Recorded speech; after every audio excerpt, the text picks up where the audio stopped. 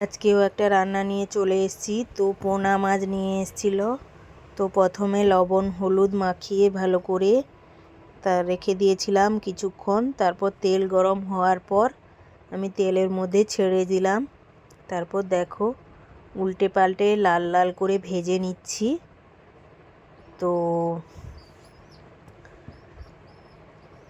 তো ভাজা হয়ে গেলে তারপর দেখো আমি রেখে দিলাম।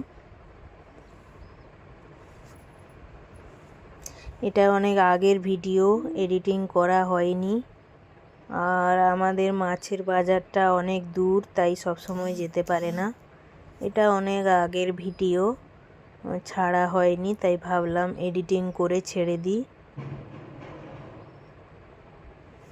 তো এখানে দেখতেই পাচ্ছ আমি মাছগুলো ভালো করে লাল লাল করে ভেজে নিয়েছি।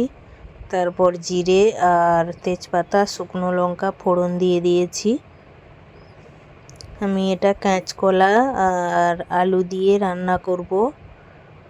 তো দেখো কাঁচকলা আলু দিয়ে দিলাম। তারপর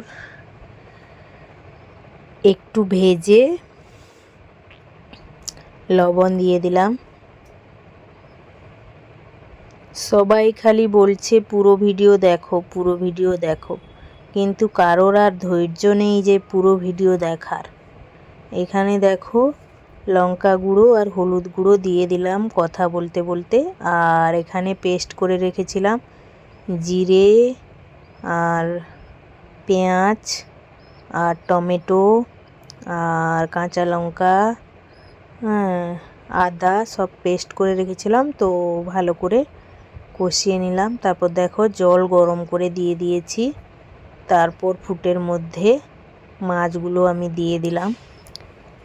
তো সবাই চায় ফেসবুক থেকে ইনকাম করতে, কিন্তু পুরো ভিডিও দেখার মতো কারো ধৈর্য নেই। তাহলে ফেসবুক থেকে কি করে ইনকাম করবে বলো দেখি? আমি কিন্তু যার ভিডিও দেখি পুরো ভিডিওই দেখি। তোমরাও একটা দুটো ভিডিও দেখলে পুরো ভিডিও দেখবে, দিয়ে কমেন্ট করবে। আর দেখো তেলের মধ্যে 5 ফোড়ন আর শুকনো লঙ্কা দিয়ে কাঁচা লঙ্কা দিয়ে মাছের তেলকে আমি চচ্চড়ি করব। তো আমরা এভাবে তেল চচ্চড়ি করি। আর এখানে ঝোলের মধ্যে একটু জিরে গুঁড়ে দিয়ে দিয়েছি। তো দেখো মাছের তেলকে পেঁয়াজের সঙ্গে একটু ভেজে 5 ফোড়ন আর কাঁচা লঙ্কা ফোড়ন দিয়ে তারপর দেখো আলু বেগুন দিয়ে দিলাম। আলু বেগুনটা দিলে একটু বেশি ভালো লাগে।